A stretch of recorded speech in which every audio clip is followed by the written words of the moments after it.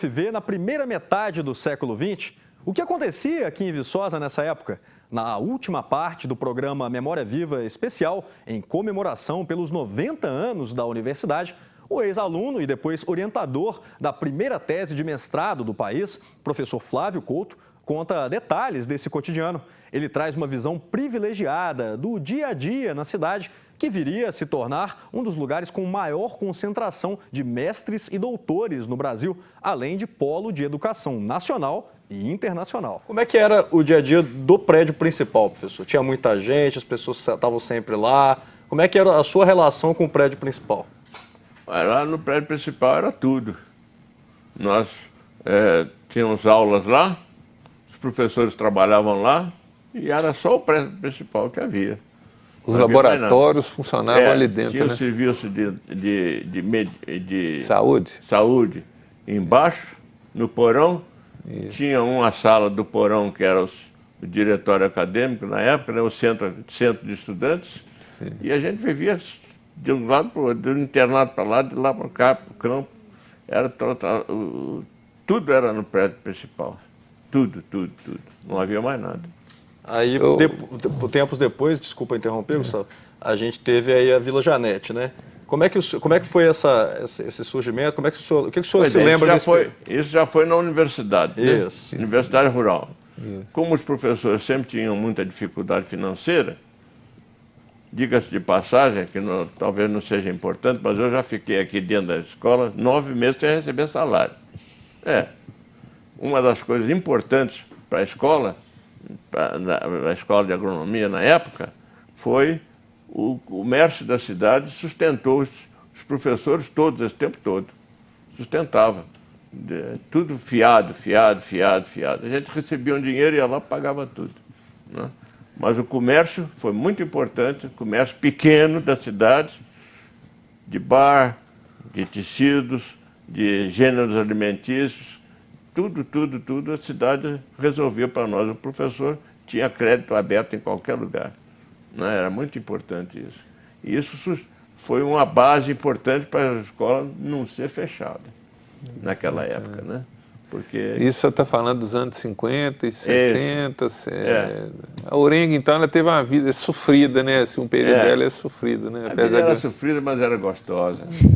Ninguém se preocupava com o dia de amanhã, só se preocupava em resolver os problemas dos estudantes, estudar, trabalhar, não é? É interessante, né? Foi muito interessante. Eu acho que foi uma época muito boa da minha vida, muito boa. Se pudesse, começava tudo outra vez. Fazia tudo outra vez. Mas isso o professor lembrou desse período porque eu mencionei a Vila Janete, né? Pois é. A Vila Janete, como os professores tinham dificuldade financeira, então o secretário de Agricultura da época era o Américo René Janete. Então, ele arranjou dinheiro para a construção das casas na Vila Janete. Então, por isso é que tem esse nome, Vila Janete, porque ele que patrocinou, deu dinheiro para a universidade construir aquelas casas. Quando surgiu, como é que isso foi percebido pelas pessoas? Isso para nós foi muito importante. Muito importante. Menos a despesa do aluguel, você já não preocupava com o aluguel. Né? Não tinha calçamento. Na época da chuva, também não tinha carro nenhum, né? Na época da chuva, era uma lamaceira tremenda, né? Depois, a própria escola arranjou dinheiro para fazer aqueles broquetes lá, né? Calçou tudo direitinho, ficou muito bom. O senhor chegou a morar em uma das casas? Eu morei lá muitos anos. Morou muitos anos, né? Morei lá até ir embora, até 70, né? Quando eu me mudei para Belo Horizonte, né? Professor, voltando à questão das edificações históricas, o prédio principal, então, tínhamos 15 departamentos, todos os 15 departamentos funcionavam dentro do prédio principal. Os anexos, todos, né? Os abrigos, a área experimental, claro, ia fora do... Né? Tudo fora. Até que nos anos 60 iniciaram essas construções da sede, né? Dos anos 770, né? Que os departamentos começaram a sair do prédio. O prédio do Fábio Ribeiro Gomes, aquele começou a ser construído em tijolo e parou. Que não teve dinheiro para acabar. A construção dele demorou muito, tem muitas fotos dele assim. Depois, o primeiro prédio que chegou e foi construído rapidamente foi o Instituto de Economia Rural, né? Instituto de Economia Rural. E depois, agora com a Universidade Federal, a gente já nem conhece mais, né? Muitos prédios. O prédio principal de aluno, o prédio principal da escola antiga não tem mais nada de aluno lá dentro, né? Não tem. Hoje ele é só parte administrativa, só administrativa, né? Maior, né? Registro escolar, pró-reitorias, diretorias. Professor, mas voltando a um outro prédio também muito importante, é o prédio da reitoria. Que ele começou como residência do diretor. Mas pelo que a gente conta... Aquilo começou como residência do PH Rolfs. Do diretor PH Rolfs. Quando depois, saída do PH Rolfs, o B. Lisboa, que deveria mudar para lá, não mudou. Ele continuou morando na casa. E o que foi feito da reitoria? Ficou vazio. Vazio, né? Embaixo, não, porque o prédio tem 2 andares, né? Tem o de cima e tem a parte de baixo. Embaixo moravam os professores solteiros. Professores solteiros. Né? Professores solteiros moravam embaixo. E em cima não morava ninguém. Então, quando vinha algum diretor de fora, como foi o diretor... Teve lá o Sócrates, Zé Maria Gouveia, que vieram de fora. O Gouveia morou lá. Moravam lá, né? Mas foi só ele que eu conheci, foi só ele. Até que em 52, com a criação da economia doméstica, passou a servir como alojamento feminino, né? Começou com uma reitoria lá, né? Como 7ª seção, né? Alojamento feminino. Em 52... Não, alojamento feminino já veio para cá. Alojamento feminino em 52 lá. Ficou lá. Que existe fotografias das meninas na janela lá, porque iniciou o curso de economia. Os professores solteiros saíram da parte de baixo. Né? E isso parece que as meninas ficaram lá em alojamento até de 52 a 64, até ser construído, inaugurado o prédio delas aqui. Né? Isso mesmo. Então ele funcionou como residência, 7ª. Outro dia eu falei com alguém que era 7ª. Por que 7ª? Porque tinha 6 seções do alojamento velho. Foi alojamento feminino lá um tempo. Alojamento. Né? Quem estudou aqui nos anos 50 conhece lá como 7ª seção. Né? O senhor, professor, foi criador da Associação Brasileira de Tecnologia da Semente? Foi o senhor que... Associação Brasileira? De Tecnologia da Semente? Nós criamos Por que motivou essa... Porque semente era uma coisa extremamente básica para nós, né? Então, a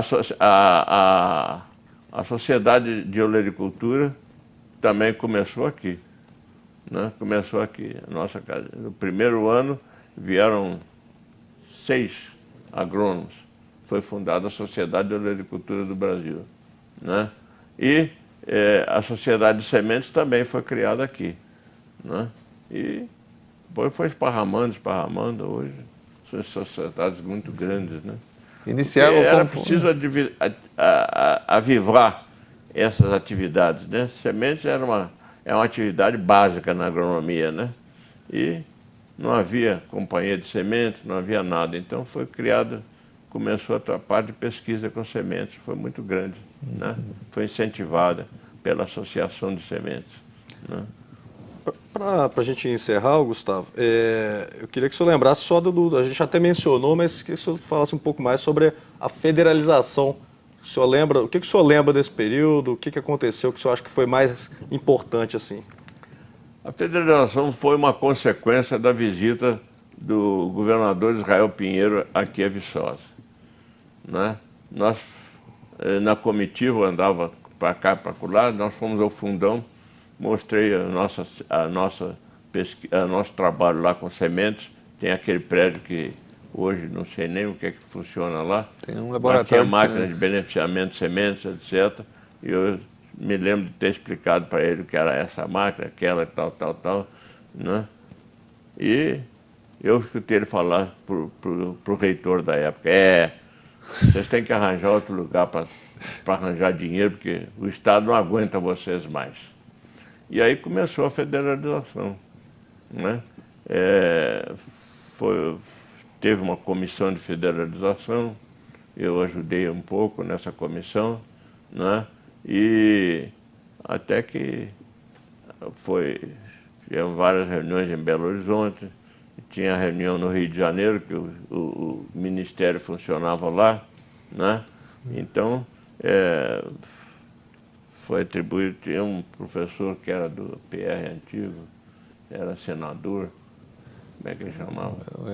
Melo Esqueci Viana? o nome dele. Melo Ele ajudou muito. Melo Viana, não, né? Não. Eu esqueci o nome dele. Ele ajudou muito a federalização. Ele era do Ministério da Educação, da Cultura. Clóvis Salgado, não, né? Não. né? Eu esqueci o nome dele. Esqueci, infelizmente esqueci o nome dele. Mas ele ajudou muito. Então, quando veio a federalização, em 70, não é? 69. Hein? 69. 69, né? É. Pois é, eu saí daqui em 70. Em 70, né? 70. Tinha acabado de ser federalizada. É. Na verdade, ela foi Mas eu continuei no federalizada. Estado. Ela foi federalizada no momento que várias outras universidades também estavam sendo federalizadas. 68, 69, a UFOP, várias outras federais foram transformadas, né, de escola em universidade. Esse senhor ajudou muito.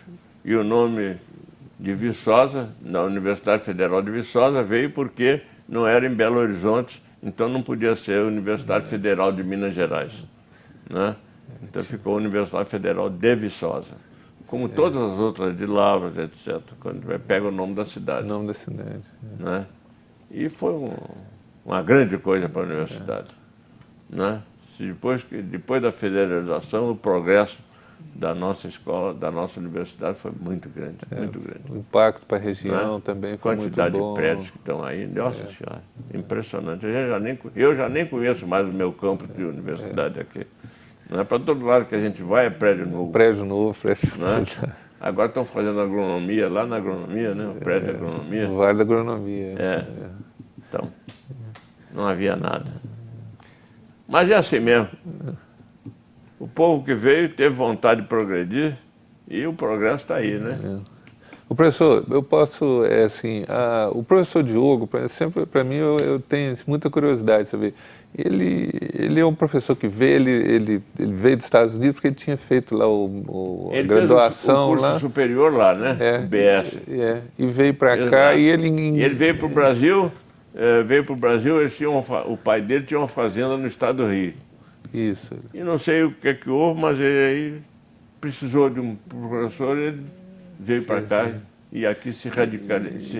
E ele entendeu muito bem esse espírito, a questão do ensino, da pesquisa, da extensão, né? Porque ele viveu aqui os primeiros anos da universidade, ele foi, né? Mas a pesquisa que ele fazia era uma pesquisa daquele tempo, né? Pesquisa daquele tempo. Experimentava novas variedades, experimentava algum adubo, alguma coisa e tal, mas nunca tirou dados técnicos, dados matemáticos do trabalho que ele fez. Diz que um diretor aqui que ajudou foi o Griffin, né? Um segundo diretor americano, esse que incentivou os primeiros... Introduziu cultura do algodão. Do algodão. Ele que introduziu a cultura de algodão. E ele incentivou muito a ida dos professores para os Estados Unidos, né? Fazer o mestrado, né? Os professores sempre tiveram a tendência de ir para os Estados Unidos por causa do Rolfs e por causa do Griffin. E a questão da pesquisa, de aprofundar a pesquisa, né? Aprofundar a pesquisa. Melhor conhecimento de pesquisa, né? Foi um progresso grande. Eu fico muito feliz com o progresso da nossa escola. Então eu, infelizmente, vou encerrar essa nossa conversa aqui no Memória Viva, mais uma vez agradecendo ao professor Flávio Couto e não agradecendo apenas em nome da instituição, que a presença do professor aqui muito nos honra e muito nos prestigia, né, como profissionais aqui da instituição que somos, mas também eu falo pessoalmente, como jornalista, para mim é uma enorme honra ter a oportunidade, o privilégio de conversar com... Eu posso garantir que a honra é toda minha, ser honrado com essa oportunidade de falar do meu tempo passado aqui dentro da universidade, que foi o melhor tempo da minha vida. E assim a gente encerra essa edição do Memória Viva. Em breve voltaremos aqui com mais ilustres figuras da história da nossa instituição. Mais uma vez, obrigado, professor. Obrigado, Gustavo. Muito obrigado a você. Pela presença. Eu que agradeço. E depois a gente volta. Até lá.